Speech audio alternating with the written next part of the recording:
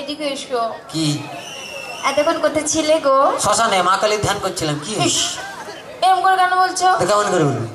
আমি তোমায় কত ভালোবাসি বলো। হ্যাঁ, তোর ভালোবাসার কাঁথায় আগুন, বল কি চাস সেটা বল। বলছি শোনো না, জানো হ্যাঁ। আমার না ভীষণ একটা শখ হয়েছে। কি শখ? দেবে তো? বল। বলছি কি, হ্যাঁ। আমি না একটা কুকুর পুষবো। কুত্তা? হ্যাঁ। নিজে আসছিস আবার তোর ভাইকে কেন ডাকছিস? কি কি তুমি আমার ভাইকে কুকুর বললে? না, তোর ভাইকে কুত্তা বললাম, খুব রাগ উঠলো। এখন তো তোর বাবাকে বলিনি কিছু। মানে তোর বাবা পুরো টাকলা, বিয়ের সময় কিছু দেয়নি। তুমি আমার বাবাকে টাকলা বললে কেন? তো যার মাথায় চুল নেই তাকে টাকলা বলবে না তো কি বলবে? কেন? কি তুমি দেখোনি কি দেখবি? আমার বাবার টাকে না হ্যাঁ। এখনো না হ্যাঁ। দুটো চুল আছে।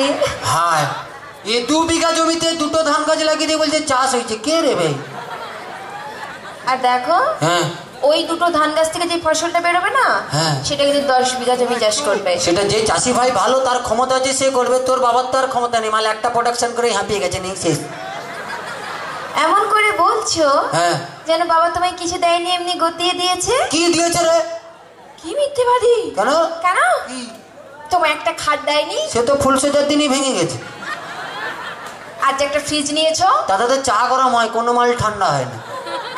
আর যে 50,000 টাকা গুনে গুনে নিলে। তোর বাবা কি চিটিং? 49টা নোট জাল নোট দিয়েছে। ভীষণ মিথ্যেবাদী। কি মিথ্যেবাদী? আমি আজই চলে যাবো বাবার কাছে। এই এদিকে, বাঙালি না, বাঙালির বই রুম করে চলে যায়। স্বামী অনেক কিছু বলতেই পারে, এই তো স্বামী। ওই নারায়ণ ঠাকুরকে এমনি একা থাকতে পারে, লক্ষ্মী থাকতে আসে না। আচ্ছা ঠিক আছে। হ্যাঁ। বলছি শোনো না, জানো কি গো? তুমি আমাকে গতবারের বার্থডেতে কি দিয়েছিলে মনে আছে? তোমার জন্মদিনে? হ্যাঁ। হ্যাঁ মনে আছে, একটা লোহার খাট দিয়েছিলাম। বলছি কি, হুম। এবারে কি দেবে? এবারে? হ্যাঁ। তুমি লোহার কাঠে শুয়ে থাকবে। শুয়ে থাকবো? তুমি লোহার কাঠে শুয়ে আছো। শুয়ে আছি। তুমি শুয়ে আছো, তারপর আমি গেলাম। তারপর তুমি শুয়ে আছো, দেখলাম।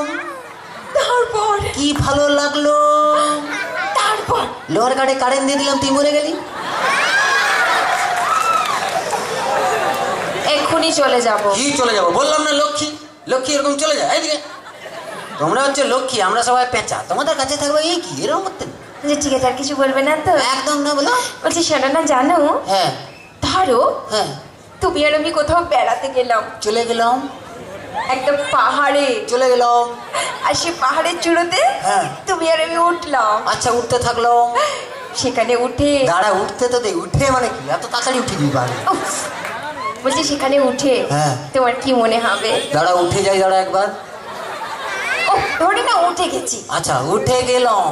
হ্যাঁ। পাহাড়ের চূড়ে উঠলো। উঠলাম। উঠে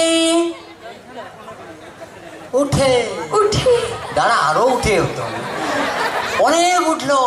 অনেক উঠলাম। পাহাড়ের চূড়ে উঠে গেল। উঠে গেলাম। উঠে তোমায় দেখতে পেলাম। কি রোমান্টিক ব্যাপার। পেছন দিক থেকে কি ভালো লাগলো।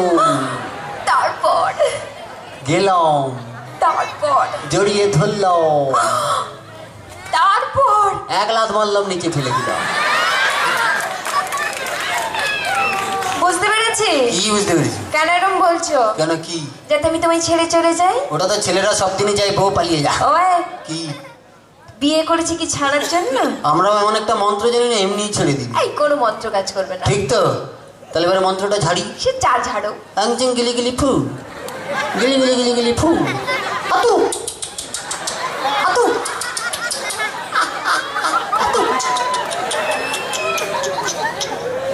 তো চলো, কি? আর কিছু বলবো না।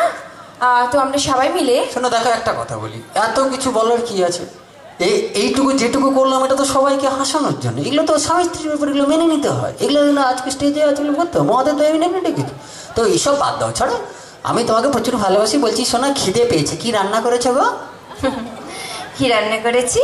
হ্যাঁ, বিষ রান্না করেছি। ঠিক আছে, তুই খেয়ে দিয়ে শুয়ে পড়, আমার খিদে নেই। তো চলো, আর একদম কিছু করবো না। সবাই মিলে একটা ডান্স দেখবো। বিষটা নিজে কি? এই চুপ।